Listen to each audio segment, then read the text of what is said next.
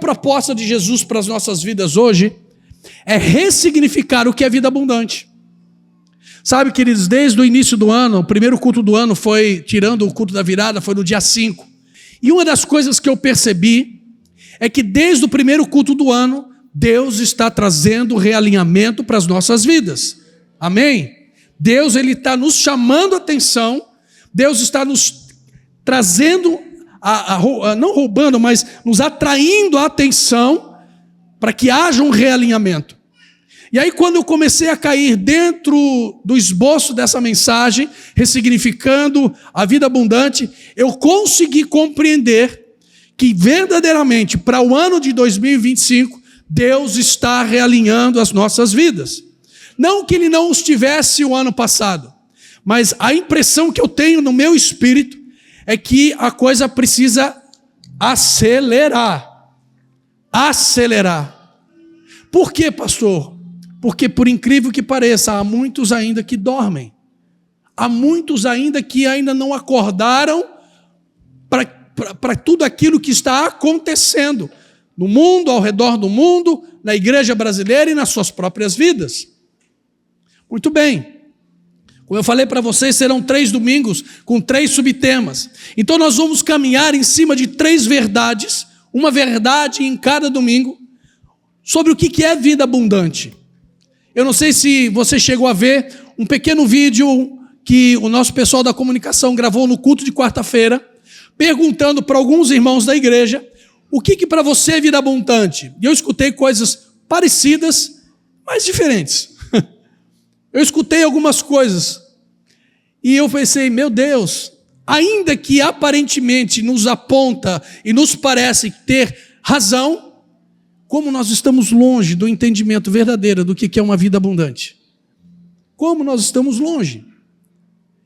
Quando nós falamos de vida abundante, não há dúvida que o primeiro texto que vem na sua cabeça, qual é? O Evangelho de João, capítulo 10, verso 10, que diz que o ladrão veio senão para roubar, matar e destruir. Aí Jesus, ele diz, olha, eu vim para que vocês tenham vida e tenham vida plena. Vida abundante, eu vim para que vocês tenham vida.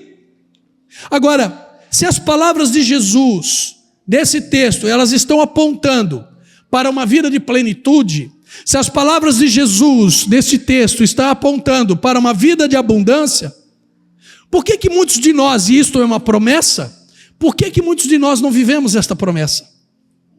Se Jesus, ele deu essa promessa, olha, você vai ter vida abundante, por que muitos de nós não temos vida abundante? Por que muitos de nós estamos vivendo um tempo de apatia, de incredulidade? Estou falando de cristãos, estou falando de crentes ao redor desse país, nas igrejas do Brasil. Como eu falei para vocês, já em outras oportunidades, a gente conversa com pastores, a gente conversa com liderança de outras igrejas, e me parece que isso é uma realidade na vida de muitas pessoas dentro da igreja. Uma vida apática, incrédula, cristãos que estão completamente desmotivados. Mas espera aí, Jesus nos prometeu vida em abundância. Por que então eu vivo essa vida de desmotivação? O que está acontecendo? O que está havendo com o meu coração? O que está havendo no meio do povo de Deus? Vamos descobrir juntos. Vamos descobrir juntos, porque nós vamos conversar sobre esta verdade de João 10:10, mas dentro do contexto ao qual ele está inserido. Há muito tempo atrás, se não me falha a memória, não sei se essa frase é dele, mas eu lembro que a primeira vez que eu ouvi essa frase foi do pastor Silas Malafaia, que ele diz que todo texto fora de contexto é pretexto para uma heresia. Você já deve ter ouvido isso. Então, quando nós ouvimos o texto de João 10:10, nós precisamos considerar o contexto ao qual ele está inserido. E eu vou conversar com você nesse sentido, inserindo esse texto dentro do contexto. Ora, aqui Jesus está afirmando aos seus discípulos que existe uma vida abundante para cada um de nós. Amém? Quantos desejam viver uma vida abundante? Eu também. Ponto. Não se discute mais. Há uma promessa de Jesus aqui, vida abundante, para que nós todos possamos viver uma vida abundante. Só que antes, meus irmãos, nós precisamos considerar que Jesus, ele está, o que Jesus fala em João 10:10 está dentro de um contexto. Não é um versículo isolado ao qual ele fala: olha, o ladrão vem tal e eu vim para que vocês tenham vida em abundância. Não. Jesus, ele está dentro de um contexto onde ele faz uma comparação no verso 11, onde ele mesmo que diz que ele é, no verso 11, eu sou o bom pastor. Repete comigo, Jesus falando, eu sou o bom pastor. É dentro desse contexto que Jesus está falando. Mas para que você possa entender então, vamos ler então João capítulo 10, a partir do verso 1, que diz: eu lhes asseguro que aquele que não entra no aprisco das ovelhas pela porta, mas sobe por outro lugar, é ladrão e assaltante. Aquele que entra pela porta é o pastor das ovelhas. Ora, o porteiro abre a porta e as ovelhas ouvem a sua voz. Ele chama as suas ovelhas pelo nome e as leva para fora. Depois de conduzir para fora todas as suas ovelhas, ele vai adiante delas, e estas o seguem, porque conhecem a sua voz. Mas nunca seguirão um estranho. Na verdade, fugirão dele, porque não reconhecem a voz de estranhos. Versículo 6. Jesus usou essa comparação, mas eles não compreenderam o que lhes estava falando.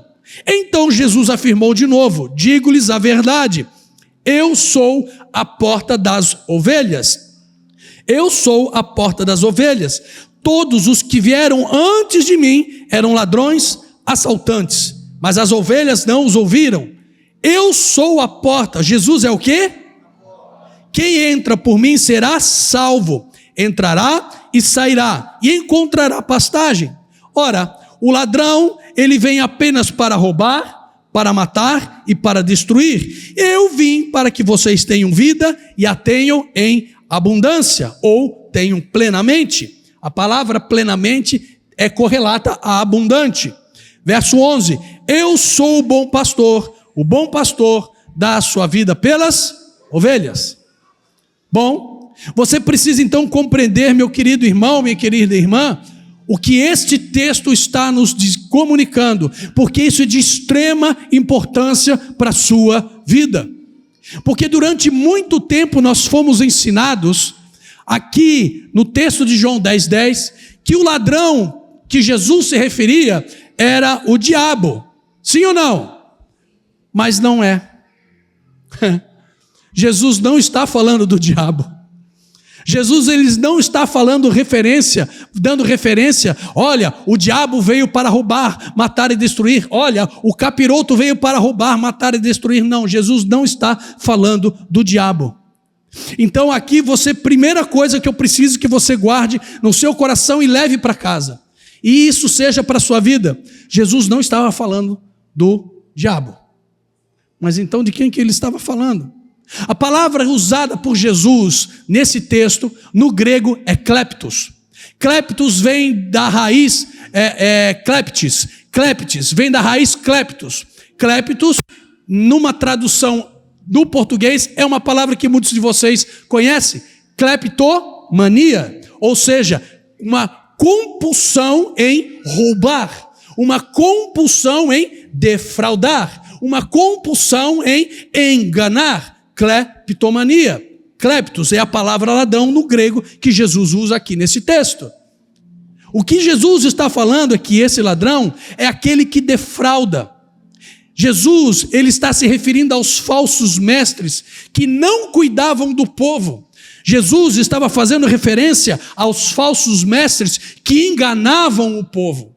Jesus estava falando de falsos mestres que vieram antes dele, vieram depois dele e estão aí aos montes, espalhados por essa nação, espalhados por esse mundo, os falsos mestres, dando instruções, ou não instruindo o povo, ou dando instruções erradas ao povo, falando e ensinando e enganando o povo para proveito próprio. O que Jesus aqui está se referindo era aos falsos líderes, Jesus, ele estava se referindo aos mercenários. Jesus estava falando sobre os abusadores. Jesus estava falando sobre os galanteadores. Galanteadores, o que é isso? Aquele pastor que fica jogando charminho em cima das irmãs. Jesus estava falando desse tipo de pessoa. Homens que defraudavam, mercenários, abusadores, que se apresentavam diante do povo de Deus, mas a disposição do coração deles era o engano, a defraudação e o roubo. Não instruíam, não ensinavam, não apontavam um caminho, não levavam o povo a um caminho, a um tempo de transformação, de restauração, não mostravam, não apontavam a Jesus como a porta da salvação. Era sobre eles que Jesus estava falando. Se nós lermos novamente o verso 7 ao 10, você vai encontrar, digo-lhes a verdade, eu sou a porta das ovelhas, nós lemos o texto aqui. Então, quando nós falamos nos termos de vida abundante, nós precisamos considerar algo que é para a sua vida, diz comigo assim, para a minha vida. Isso é algo extremamente importante. Sim, para a sua vida isso é algo extremamente importante. Porque Jesus aqui ele está fazendo uma afirmação de que Ele é a porta. Ele é a porta. E quem passa por essa porta, ele é salvo. Sim ou não? Está aqui o verso 9, é bem claro em relação a isso. O verso 9, ele vai afirmar que esta salvação está para aqueles que passam pela porta. Só que o verso 9 também nos diz que você entra pela porta e sai pela porta. Amém? Ele entra pela porta e sai pela porta. E o que ele encontra depois da porta? Pastagem, alimento, instrução, direção, restauração, transformação, ressignificação, renúncia. Não basta apenas passar pela porta. No momento que você passa e vai para o outro lado da porta, que é Jesus, agora salvo, você vai encontrar pastagem. Amém? Só no verso 10 é que Jesus diz assim, olha, só então vocês terão vida e vida em abundância. Só no verso 10 é que Jesus diz assim, vocês terão vida abundante, mas só terão vida abundante quem passar pela porta. Porque a pastagem, ela está depois da porta e não antes da porta. Você pegou aí? Você entendeu? Então só tem pastagem depois da porta, depois da salvação, depois de passar por Jesus. E aí eu vou aprender uma coisa: não existe vida abundante sem que antes passemos pela porta. Não existe vida abundante sem que antes nós passemos pela porta. Aquela boa e famosa frase que nós conhecemos, de nós recebermos o nosso Senhor Jesus como Senhor e Salvador das nossas vidas, entregar a nossa vida para Ele, converter o nosso coração a Ele, permitir que Ele entre no nosso coração. E aí eu desço as águas do batismo e faço tudo aquele negócio lá. Passar pela porta. Agora preste atenção aqui, meu irmão. Quantos de vocês já passaram pela porta chamada Jesus? Vou perguntar de novo, porque vocês estão meio fraquinhos hoje, né? Estão voltando de férias, né? Estão com aquela gordurinha a mais, estão tentando queimar, tipo eu assim, né? Quantos de vocês aqui já passaram pela porta chamada Jesus? Amém. Então você precisa entender uma coisa: passar pela porta traz exigências. Passar pela porta traz exigências. Quando eu falo de exigências, você precisa entender que passar pela porta, entrar em Cristo, passar pela porta da salvação em Jesus, vai trazer para você exigências. Exigência de uma vida transformada, exigência de uma vida ressignificada. Passar pela porta vai exigir de você uma mudança de comportamento, uma mudança de pensamento. Metanoia, Paulo vai falar sobre isso. Não é simplesmente passar pela porta. Agora eu sou salvo, glória a Deus, aleluia. Não, exige responsabilidades, traz responsabilidades e exigências. Quantos já passaram pela porta chamada Jesus? Amém? Então você precisa entender que quando nós passamos na porta, estas verdades nos confrontam. Amém? E uma vez que ela nos confronta, eu preciso entender que naquilo que você não é confrontado, você nunca será transformado. Porque a vida cristã pressupõe isso. Mas vamos adiante. porque nós estamos falando de vida abundante. Mas então, pastor, diz para mim o que é vida abundante que o Senhor Jesus nos prometeu. O que é essa vida abundante? E aqui eu vou fazer um parênteses. Meus queridos irmãos, eu não posso. Eu sou um homem falho. Eu tenho falhas. Eu piso na bola. Eu sou um homem falho. Mas se tem uma coisa que eu tenho, ainda debaixo de muita luta, é responsabilidade com o povo de Deus. E eu não posso trazer para você um ensino falso. Eu não posso trazer para você um ensino que te encha de uma esperança falsificada, apenas para te fazer se sentir bem, apenas para fazer com que você saia daqui com um sorrisão lá do lado, né, como diz assim, de uma ponta a outra da orelha. Esse não é o meu papel. Quando Deus nos entrega uma mensagem de ânimo, de paz, de esperança, tal, glória a Deus. Mas nós não, preste atenção nisso, nós não vivemos só disso, gente. Nós não vivemos só disso. Crente que fica vivendo só de mensagem, de massagear ego, não cresce. Não cresce. Pelo contrário, definha, sabe, mirra. Então eu não posso ser responsável, sabe por quê? Hoje o que eu estou trazendo para você é como diz hoje, a molecada diz hoje, agora que negócio é papo reto. A nossa conversa é papo reto. O que eu quero com vocês hoje é trazer uma conversa franca, transparente e honesta. Amém? Amém. Porque eu quero ver cada um de vocês junto comigo no céu. Cada um de vocês. Cada um de vocês. Porque se eu não fosse me comportar dessa forma, sabe aonde que eu estaria incluído nesse texto? Ladrão. E eu jamais vou defraudar vocês. E que o Senhor me dê graça e misericórdia, para que isso nunca aconteça partindo de mim. Então é como diz Finney, eu acho que é Finney, eu sempre esqueço o nome desse cara, William Seymour, não lembro. Eu prefiro ofendê-los com a verdade, do que matá-los com a mentira. Depois aí Charles Finney, então foi ele mesmo. Você entendeu isso? Pastor, a vida abundante que Jesus nos prometeu, o que ela é? Eu sei que você deve estar curioso para saber isso.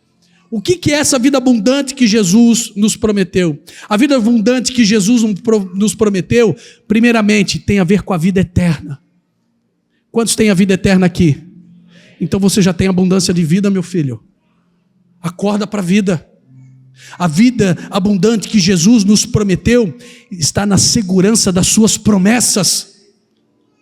Cada promessa que Ele nos deu é vida em abundância. E nós precisamos ter segurança naquilo que Ele nos prometeu. Afinal de contas, uma das promessas que muitos de nós falamos e poucos de nós vivemos, está naquilo que Ele diz, está na nossa esperança de crermos de todo o nosso coração que eis que estarei convosco todos os dias até o fim dos séculos. Então, a vida abundante se encontra na segurança das suas promessas. A vida abundante se encontra na reconciliação com Deus, algo que foi conquistado na cruz do Calvário. Vida abundante ela reside na restauração de caráter. Não busque viver, você não vai viver uma vida abundante se o seu caráter não estiver num processo de transformação e restauração. Não. Vida abundante nunca teve a ver com ausência de problemas. Vida abundante nunca teve a ver com prosperidade material, ainda que Deus nos abençoe e nos prospera, amém? Mas vida abundante não tem a ver com isso. Vida abundante não tem nada a ver com grana no bolso. Vida abundante não tem nada a ver com riquezas, com bens. Nunca foi a proposta de Jesus. Ele nos dá por sua bênção, Ele nos dá por sua graça, Ele nos abençoa porque Ele nos ama, mas não é essa a proposta dEle.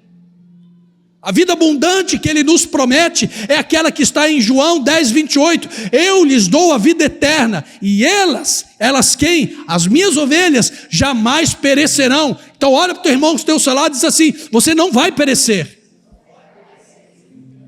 E o texto de João 10, 28 diz: ninguém poderá arrebatar vocês da minha mão. Isso é vida abundante. Ninguém te tira das mãos do Salvador. Então eu vou afirmar para você, e guarde isso no seu coração. Aliás, se você está anotando, anota isso aí. Anote isso aí. Eu afirmo para cada um de vocês que a vida abundante que Jesus nos prometeu diz respeito àquilo que o Pai já nos providenciou. E o que foi? João 3,16. Porque Deus amou o mundo de tal maneira que deu seu Filho unigênito, para que todo aquele que nele crê não pereça, mas tenha a vida eterna. Vida em abundância.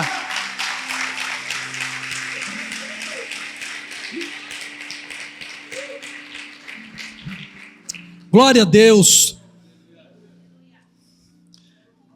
Uma das coisas que eu acho incrível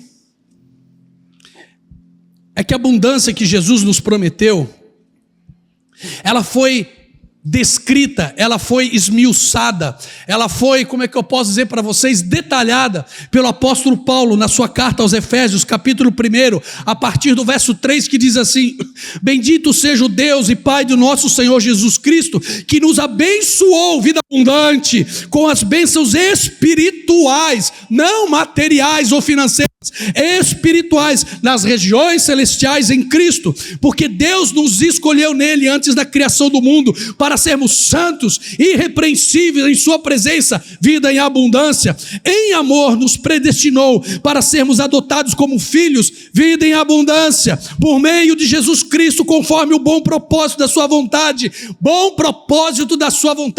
vida em abundância, no qual nos deu gratuitamente no amado, vida abundante. Nele temos a redenção, por meio do seu sangue, perdão dos pecados, de acordo com as riquezas da graça de Deus. Isso é vida abundante. Deus amado. Então nós precisamos redefinir em nossos corações sobre o que é termos de verdade vida abundante. Nós precisamos trazer uma redefinição para o nosso coração. Pastor, o que é vida abundante? Vida abundante é você trazer todos os dias à sua memória que você foi perdoado de todos os seus pecados através da morte de Cristo na cruz. Vida abundante é você trazer à memória aquilo que te dá esperança. O que me dá esperança? De saber que eu fui justificado diante de Deus, o justo juiz. Vida abundante é você trazer à memória que você foi redimido da escravidão do pecado. Vida abundante é você trazer todos os dias no seu coração que você agora está livre da ira de Deus. Vida abundante é você trazer para dentro de você todos os dias que agora você é filho, você é filha, você não é bastardo, mas você foi adotado, você faz parte de uma família, a família de Deus. Isso é vida em abundância. Isso é vida em abundância. Quer mais? Vida abundante é você agora, a partir de hoje, ter a certeza que da parte de Deus você tem herança com Cristo. Isso é vida abundante. E que agora você entende, que agora você entende que todas as coisas vieram dele, são dele, voltarão para ele, inclusive você. Isso é vida abundante. Você está conseguindo entender o tamanho, a proporção, a amplitude, o alcance do que é vida abundante? Quantos de nós estamos vivendo uma vida borocochô? Ah, meu Deus, socorro, meu Pai. Gente, eu também estou passando as minhas lutas, eu também estou passando as minhas encrencas. E você não tem ideia do quanto isso aqui me confrontou. Todos nós passamos. Mas mas cadê a vida abundante então? Cadê a vida abundante então? A vida abundante é aquele que te coloca em paz no meio das situações mais difíceis que você pode estar vivendo. Isso é vida abundância. Então agora que você está entendendo o tamanho, a amplitude, a proporção do tamanho do que é vida abundante, talvez uma outra pergunta precisa ser feita. Então por que existe tanta indiferença no meio do povo de Deus com relação à abundância de vida que Jesus nos promete? Primeiro, porque não tem quem instrua da forma correta. Simples assim. Porque quantas pregações você já ouviu, como eu já ouvi, que vida abundante é picanha todo final de semana, é carro zero na garagem, é casa na praia, apartamento zero, é não sei mais o que. Amém. Tudo isso Deus tem para os seus filhos, mas é na medida dele, no tempo dele, da forma dele. Por isso que Jesus nos deixou. Buscai primeiro o reino dos céus. As demais coisas eu te acrescento. Fica tranquilo, esse papel é meu. O teu papel é me buscar. O teu papel é me colocar em primeiro lugar. Então por que tanta indiferença a respeito de abundância? Por falta de instrução correta. E talvez também porque muitos não compreendem o valor que tem que se dar a uma vida de abundância. Por quê? Por que a gente não compreende o valor? Porque nós achamos que a vida abundante que Jesus tem para nós temos que merecer. Nós não merecíamos absolutamente nada, e Ele assim nos deu de graça por sua graça. Nós não merecíamos e Ele nos deu. Então para de querer comprar uma vida abundante. Simplesmente entenda o que é vida abundante e passe a vivê-la, porque ela já está disponível para você. Mas aí continua, a pergunta ela continua, por que muitos ainda estão diferentes a esta verdade? Aí eu vou voltar àquela citação lá no início, né, que eu falei sobre os cristãos, sobre muitos crentes. Muitos cristãos hoje vivendo numa apatia, numa incredulidade, desmotivados, indiferentes. Sabe por quê? Porque as suas expectativas de vida abundante estão nas coisas externas e não nas coisas internas. Por que tem muito crente que vive uma vida de apatia, indiferença, desmotivada e por aí vai, incrédula?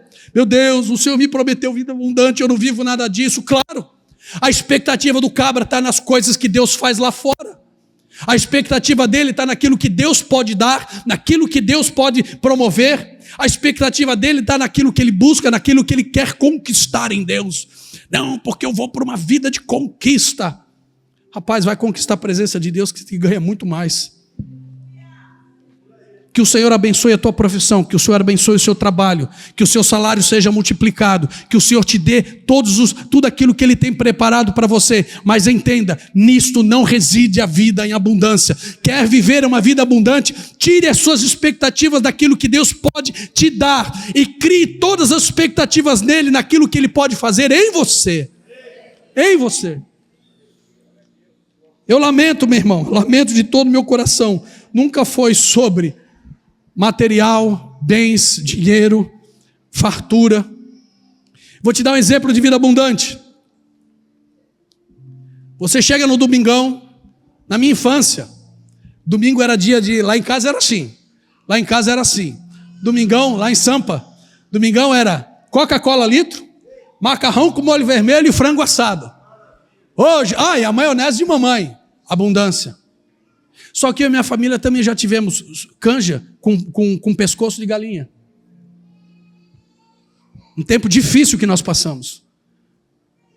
Meu pai fazia lá aquele arroz, batata, quando conseguia cenoura, e botava lá 1 quilão de pescoço de galinha. E dá de chupar pescoço de galinha, que é bom, tá? O negócio é bom. Isso é abundância, sim ou não? É também. Abundância, queridos, se nós trazermos para o contexto material, é aquilo que Deus coloca sobre a tua mesa, nunca vai faltar. É pão com ovo, é abundante. Você não está passando fome. Não tem como viver uma vida de abundância sem você dar o valor devido ao sacrifício de Jesus e à sua obra. Não tem. Agora, por outro lado, e já indo para o final, eu tenho uma outra coisa para te falar. Porque nós estamos dando aqui as características de uma vida abundante. Amém? Agora também existem características que apontam para uma vida sem abundância. E agora, Jesus? Características que apontam para uma vida sem abandono, uma vida sem abundância. Toda hora está pensando em abandonar tudo. Vou abandonar a fé, vou abandonar a igreja, vou largar ministério. Toda hora está pensando em abandonar tudo. Abandonar a caminhada, desistir da fé. Que é uma outra característica de uma vida que não tem mais abundância. Perder o temor de Deus. Perder o temor. E uma vez que perde o temor, meu irmão, perde o tremor também. Porque a palavra de Deus que até o diabo crê e treme. Outra característica de uma vida sem abundância. Só fica buscando crescimento financeiro, reconhecimento, posicionamento. Eu quero crescer. Gente, vamos lá comigo. Não existe absolutamente nada de errado em relação a isso. Cresça, seja o melhor profissional liberal, seja o melhor na sua empresa, busque crescer, te qualifica, vai para cima, seja o melhor em tudo. Mas em nome de Jesus, entenda, isso não é o principal, isso não vai traduzir numa vida de abundância, não vai. Uma outra característica de quem já não vive mais uma vida de abundância, não se engaja mais pela causa de Cristo. Não fala mais do seu amor, não evangeliza mais. E aqui eu vou dar um testemunho para você, porque essa palavra está me batendo desde quarta-feira, quando eu comecei a escrever ela. Sexta-feira eu estou no supermercado, estou lá pegando cebola, encostou um senhor do meu lado, que estava escolhendo tomate. Esse senhor olha para mim, um senhor, depois a gente conversou um pouquinho, o nome dele é seu Ivo, 75 anos, alemão, bem alemão, falava assim ainda, bonezinho, e o homem começa a falar sobre as propriedades, pega aí meu irmão, começa a falar sobre as propriedades do tomate, para evitar câncer de próstata. Cara, o que um camarada, que nunca me viu na vida, encosta do meu lado, para falar sobre as propriedades do tomate, para evitar câncer de próstata? Tem coisa aí. Não é possível. Ouvi o que ele tinha me falou, eu ouvi e tal, e eu falei, não, também já li alguma coisa a esse respeito e tal, mas assim, sabe aquela coisa, eu preciso comprar minhas coisas que eu preciso para casa? Bom, valeu, obrigado tal, e eu dei a volta na gôndola, fui para o outro lado pegar não sei mais o que, pegar manjericão. Quem que encosta do meu lado? O velhinho. Ali eu já entendi, né? Cara, tá bom, Deus, já sei o que eu tenho que fazer. E ele começa a conversar, falando dos exames da próstata dele. E ele vai, deu tal número. E agora eu estou preocupada porque já tem dois exames, o número, o percentual não abaixa. E ele começa, e eu ali, né, tal. Assim, como é que é o nome do senhor? Meu nome é Ivo. Seu Ivo, prazer, Denis, tal. Que idade que o senhor tem? 75 anos. E ele falando, cara, a gente ficou uns 10 minutos ali conversando, nessa segunda vez. Falei, seu Ivo, o senhor é católico, né? Sou católico. Então o senhor acredita em Deus, como eu acredito em Deus, sabe? Jesus, amém, amém, glória a Deus. Posso orar por você? Cara, no meio do mercado. No meio do mercado. Posso orar por você? Por favor. Cara, eu abracei aquele senhor e comecei a orar. Nem aí para quem estava passando. Comecei a orar por aquele homem. Eu falei, Senhor, cura este homem em nome de Jesus. Senhor, ministra a vida desse homem. Talvez eu nunca mais vá ver. Essa madrugada eu estava orando por ele de novo. Eu falei, Jesus, cura a vida desse homem. Para quando ele for fazer os novos exames, o médico chegue para ele e diz assim, o senhor não tem mais nada. Por minha causa? Não, meu irmão, porque a minha preocupação foi eu ser um instrumento de Deus na vida dele. Isso é vida em abundância. É você entender que você pode ser um instrumento de Deus aonde Deus te coloca. Então fique esperto para essas coisas que vão acontecendo. Mercado, fila de banco, seja o que for. Eu não sei se eu vou ver o seu Ivo de novo. Mas, em nome de Jesus, eu vou continuar orando para que ele seja curado. E para que o nome do Senhor Jesus seja glorificado. Quer mais uma característica de uma vida sem abundância? Arruma desculpa para tudo. Tudo. Arruma desculpa para tudo, para trocar a comunhão de estar com os irmãos por qualquer outra coisa. Por qualquer outra coisa. Tem culto. Vou assistir Netflix. 2 cultos por semana. 2 oportunidades. Não precisa nem vir na quarta se você não quiser. Embora eu te incentivo. Que é um culto bem diferente. Aliás, quarta-feira agora foi bem diferente. Foi bem diferente. Um culto na semana, até pouco tempo atrás nós tínhamos. Mas chegava não, é que eu resolvi ir no shopping com a minha família. Deus, no domingo, na hora de culto. Cara, você teve sexta-noite, você teve sábado, você teve domingo o dia inteiro. Na hora do culto. Já perdeu a vida em abundância. Aliás, não sabe nem onde perdeu isso. Não tem uma vida de adoração. Não possui uma vida de oração. Pensam que conhecem a Deus, mas negam o seu poder, o seu amor e as suas obras. Paulo vai falar isso na sua segunda carta a Timóteo, capítulo 3. Sabe o que eu tenho enxergado? Uma geração que passou pelas águas do batismo, mas não estão mais vivendo uma vida de conversão genuína. Passou pelas águas, se batizou, passou pela porta, está salvo. Bom, isso também se não começar a fazer bobice e perder a salvação, né? Abre a sua Bíblia em Hebreus, capítulo 2.